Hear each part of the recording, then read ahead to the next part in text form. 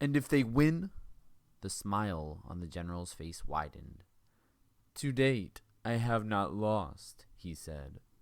Then he added, hastily, I don't wish you to think me a braggart, Mr. Rainsford. Many of them afford only the most elementary sort of problem. Occasionally I strike a Tartar. One almost did win. I eventually had to use the dogs. The dogs? This way, please. I'll show you. The general steered Rainsford to a window. The lights from the windows sent a flickering illumination that made grotesque patterns on the courtyard below, and Rainsford could see moving about there a dozen or so huge black shapes. As they turned toward him, their eyes glittered greenly. A rather good lot, I think, observed the general. They are let out at 7 every night. If anyone should try to get into my house, or out of it, something extremely regrettable would occur to him. He hummed a snatch of song from the Folie Bergère. And now, said the general, I want to show you my new collection of heads. Will you come with me to the library? I hope, said Rainsford, that you will excuse me tonight, General Zaroff. I'm really not feeling well. Ah, indeed, the general inquired solicitously. Well, I suppose that's only natural. After your long swim, you need a good, restful night's sleep. Tomorrow you'll feel like a new man, I'll wager. Then we'll hunt, eh? I've one rather promising prospect. Rainsford was hurrying from the room. Sorry, you can't go with me tonight, called the general. I expect rather fair sport. A big, strong black. He looks resourceful. Well, good night, Mr. Rainsford. I hope you have had a good night's rest.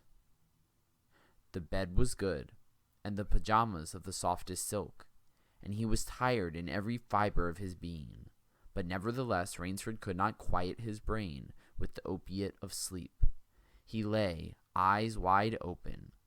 Once, he thought, he heard stealthy steps in the corridor outside his room. He sought to throw open the door. It would not open. He went to the window and looked out. His room was high up in one of the towers. The lights of the chateau were out now, and it was dark and silent. But there was a fragment of sallow moon, and by its wan light he could see, dimly, the courtyard. There, weaving in and out in the pattern of shadow, were black, noiseless forms. The hounds heard him at the window and looked up, expectantly, with their green eyes. Rainsford went back to the bed and lay down. By many methods he tried to put himself to sleep. He had achieved a doze when, just as morning began to come, he heard far off in the jungle the faint report of a pistol. General Zaroff did not appear until luncheon. He was dressed faultlessly in the tweeds of a country squire. He was solicitous about the state of Rainsford's health. As for me, sighed the general, I do not feel so well. I am worried, Mr. Rainsford. Last night I detected traces of my old complaint. To Rainsford's questioning glance, the general said, Ennui, boredom. Then, taking a second helping of crêpe Suzette, the general explained, The hunting was not good last night. The fellow lost his head. He made a straight trail that offered no problems at all.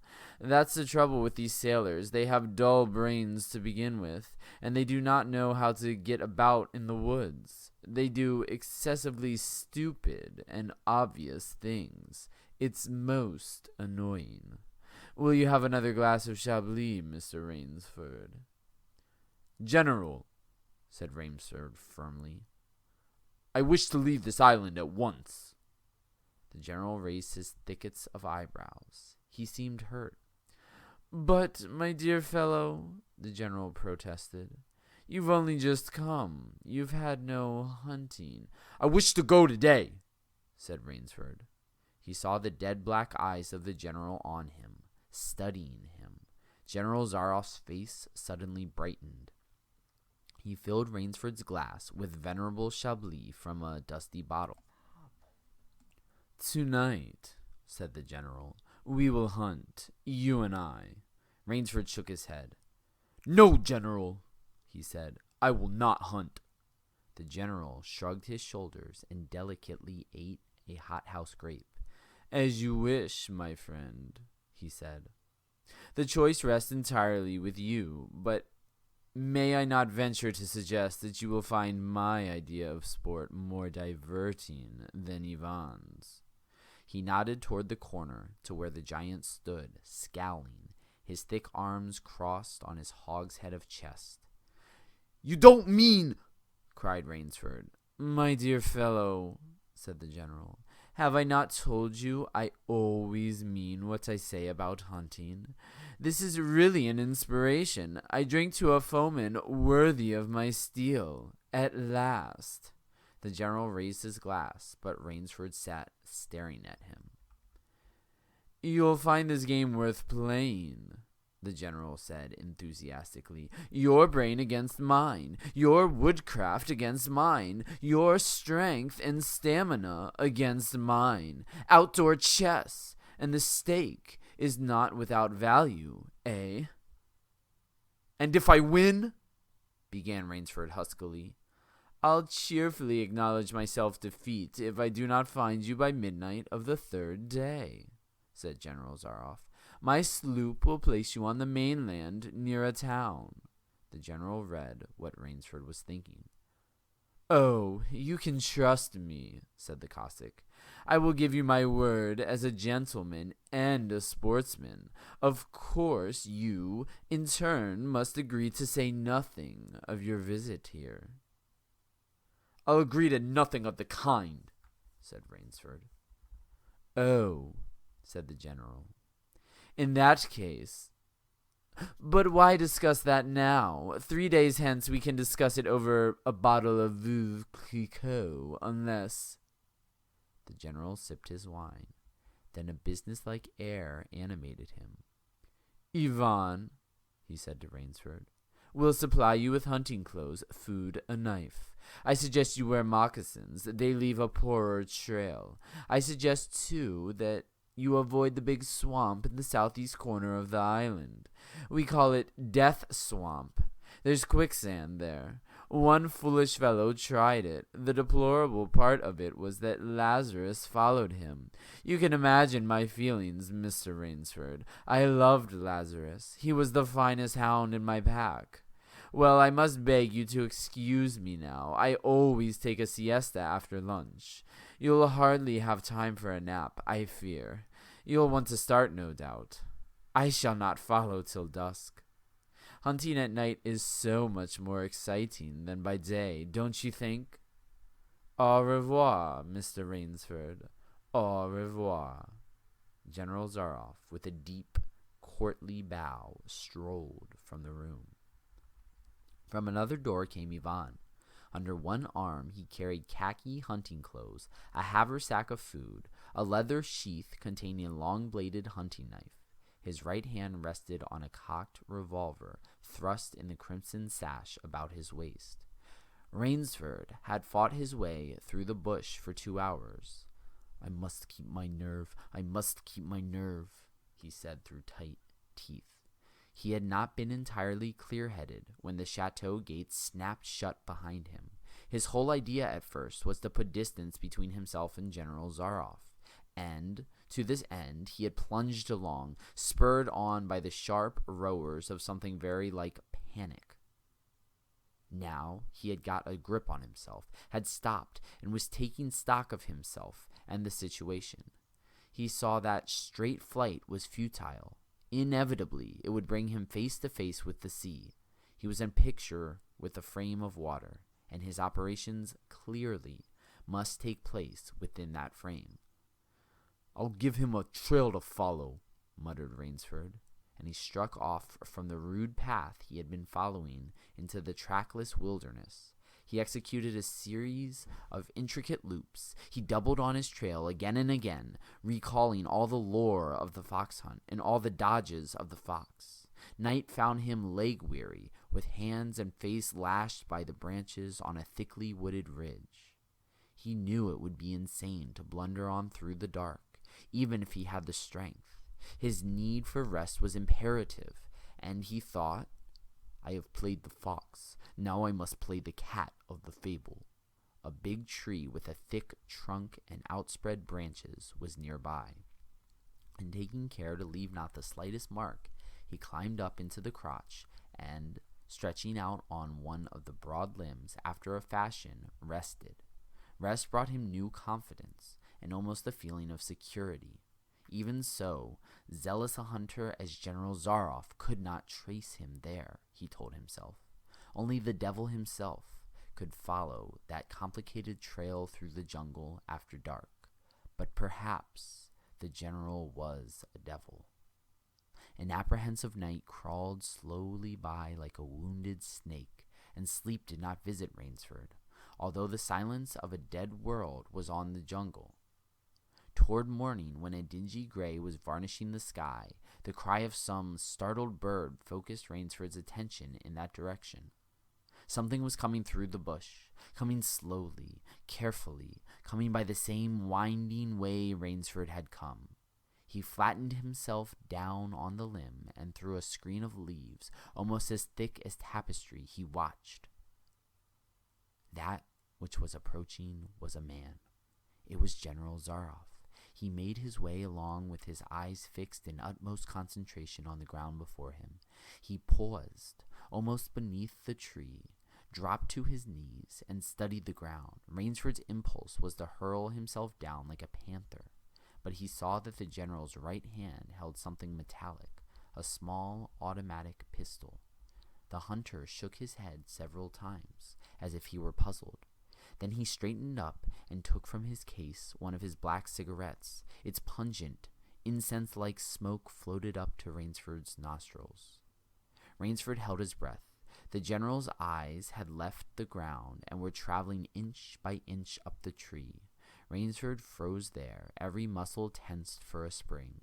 But the sharp eyes of the hunter stopped before they reached the limb where Rainsford lay. A smile spread over his brown face. Very deliberately, he blew a smoke ring into the air. Then he turned his back on the tree and walked carelessly away, back along the trail he had come. The swish of the underbrush against his hunting boots grew fainter and fainter. The pent-up air burst hotly from Rainsford's lungs. His first thought made him feel sick and numb. The general could follow a trail through the woods at night. He could follow an extremely difficult trail. He must have uncanny powers. Only by the merest chance had the Cossack failed to see his quarry. Rainsford's second thought was even more terrible. It sent a shudder of cold horror through his whole being. Why had the general smiled? Why had he turned back? Rainsford did not want to believe what his reason told him was true, but the truth was as evident as the sun that had by now pushed through the morning mists. The general was playing with him. The general was saving him for another day's sport. The Cossack was the cat.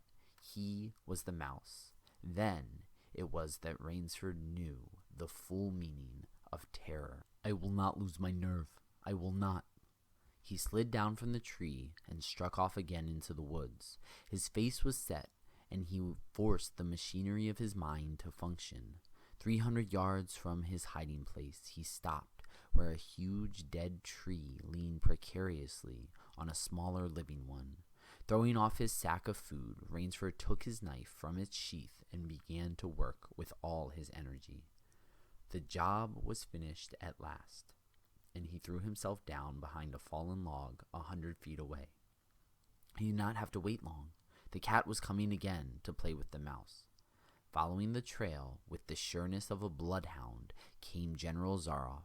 Nothing escaped those searching black eyes. No crushed blade of grass, no bent twig, no mark, no matter how faint in the moss. So intent was the Cossack on his stalking that he was upon the thing Rainsford had made before he saw it. His foot touched the protruding bough that was the trigger. Even as he touched it, the general sensed his danger and leaped back with the agility of an ape. But he was not quite quick enough. The dead tree, delicately adjusted to rest on the cut living one, crashed down and struck the general a glancing blow on the shoulder as it fell. But for his alertness, he must have been smashed beneath it. He staggered, but he did not fall, nor did he drop his revolver. He stood there, rubbing his injured shoulder, and Rainsford, with fear again gripping his heart, heard the general's mocking laugh ring through the jungle. "Rainsford," called the general, "if you are within sound of my voice, as I suppose you are, let me congratulate you. Not many men know how to make a Malay man-catcher. Luckily for me, I, too, have hunted in Malacca. You are proving interesting, Mr. Rainsford. I am going now to have my wound dressed. It's only a slight one, but I shall be back. I shall be back."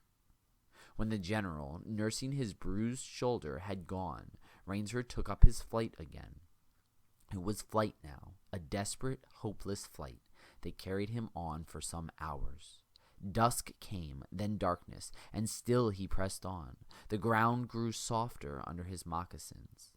The vegetation grew ranker, denser. Insects bit him savagely. Then, as he stepped forward, his foot sank into the ooze. He tried to wrench it back, but the muck sucked viciously at his foot, as if it were a giant leech. With a violent effort, he tore his feet loose. He knew where he was now, Death Swamp and its quicksand. His hands were tight-closed as if his nerve were something tangible that someone in the darkness was trying to tear from his grip. The softness of the earth had given him an idea. He stepped back from the quicksand, a dozen feet or so, and, like some huge prehistoric beaver, he began to dig. Rainsford had dug himself in France, when a second's delay meant death. That had been a placid pastime compared to his digging now. The pit grew deeper. When it was above his shoulders, he climbed out and from some hard saplings cut stakes and sharpened them to a fine point. These stakes he planted in the bottom of the pit, with the points sticking up. With flying fingers he wove a rough carpet of weeds and branches, and with it he covered the mouth of the pit. Then, wet with sweat and aching with tiredness, he crouched behind the stump of a lightning-charred tree. He knew his pursuer was coming. He heard the padding sound of feet on the soft earth, and the night breeze brought him the perfume of the general's cigarette. It seemed to Rainsford that the general was coming with unusual swiftness. He was not feeling his way along, foot by foot. Rainsford, crouching there, could not see the general, nor could he see the pit. He lived a year in a minute. Then he felt an impulse to cry aloud with joy, for he heard the sharp crackle of the breaking branches as the cover of the pit gave way. He heard the sharp scream of pain as the pointed stakes found their mark. He leaped up from his place of concealment. Then he cowered back. 3 feet from the pit, a man was standing with an electric torch in his hand. "You've done well, Rainsford," the voice of the general called. "Your Burmese tiger pit has claimed one of my best dogs. Again you score. I think, Mr. Rainsford, I'll see what you can do against my whole pack. I'm going home for a rest now. Thank you for a most amusing evening." At daybreak, Rainsford, lying near the swamp, was awakened by a sound that made him know that he had new things to learn about fear. It was a distant sound, faint and wavering, but he knew it. It was the baying of a pack of hounds. Rainsford knew he could do one of 2 things. He could stay where he was and wait. That was suicide. He could flee. That was postponing the inevitable. For a moment, he stood there, thinking. An idea that held a wild chance came to him, and, tightening his belt, he headed away from the swamp. The baying of the hounds drew nearer, then still nearer, nearer, ever nearer.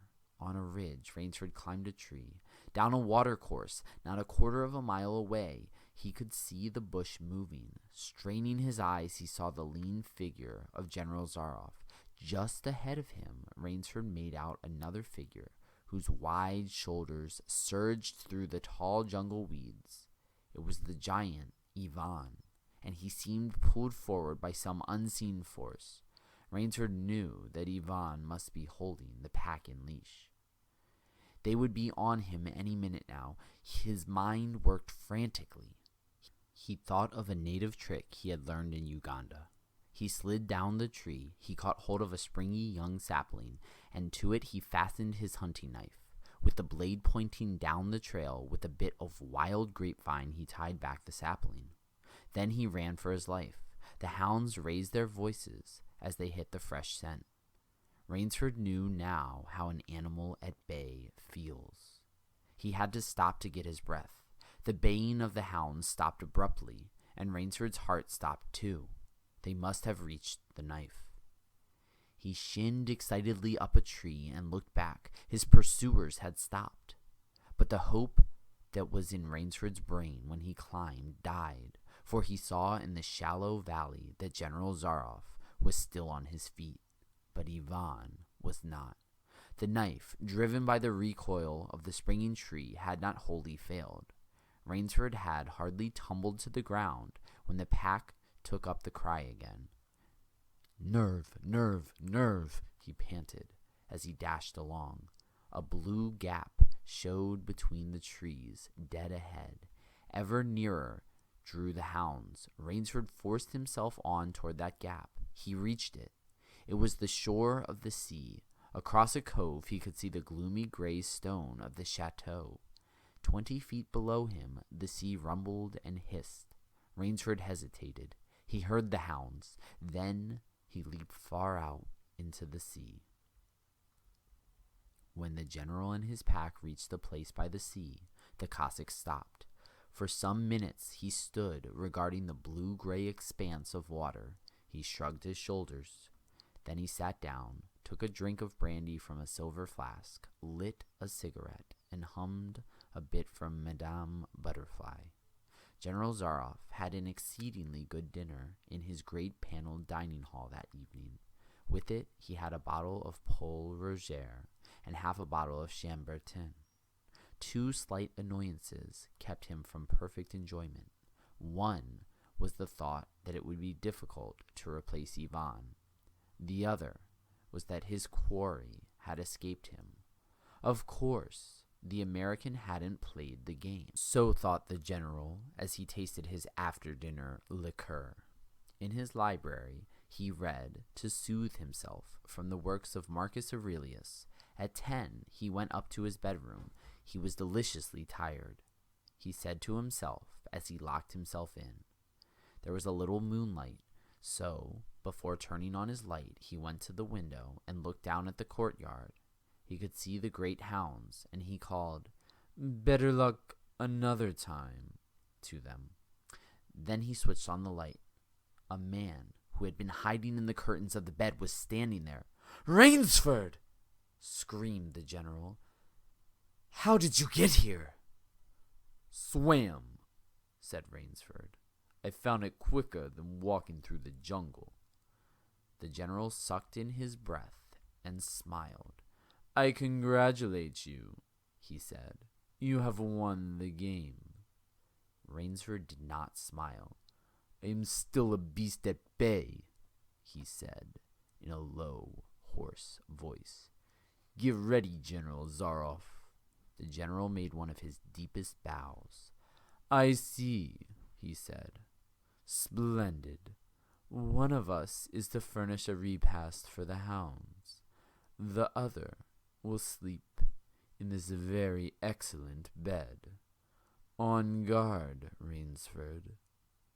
He had never slept in a better bed, Rainsford decided. Shut! Pat, pat, pat.